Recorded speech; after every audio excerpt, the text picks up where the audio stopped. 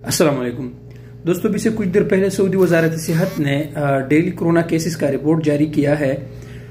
5628 के करीब केसेस आज रजिस्टर्ड हो चुके हैं।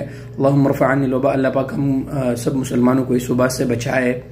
आप दोस्त बहुत सारा एहतियात कीजिएगा। अल्हम्दुलिल्लाह अभी तो लोगों में शऊर आ चुका है, लोग मास्क भी लगा रहे हैं और इसके अलावा जो है ना कोरोना SOPs का भी ख्याल रख रहे हैं। लेकिन मजीद आप लोग कोशिश करें, क्योंकि कल के वीडियो में मैंने आप दोस्तों को बताया था कि हमारे 2 दोस्तों को जो है ना वो कोरोना हो गया है और सिर्फ एक इज्तिमा में शिरकत किया था, थोड़े से लोग वहाँ जमा थे उस वजह से। तो आप लोग बहुत सारा एहतियात कीजिएगा, कोरोना SOPs का ख्याल रखा करें और इसके साथ मास्क लगाए। मास्क के बगैर बिल्कुल बाहर मत निकले, क्योंकि इसमें आपका भी खैर है और आपके आसपास जो लोग रहते हैं, आपके रूम में जितने लोग रहते हैं उसका भी इसमें खैर है। तो अपना बहुत सारा एहतियात कीजिएगा।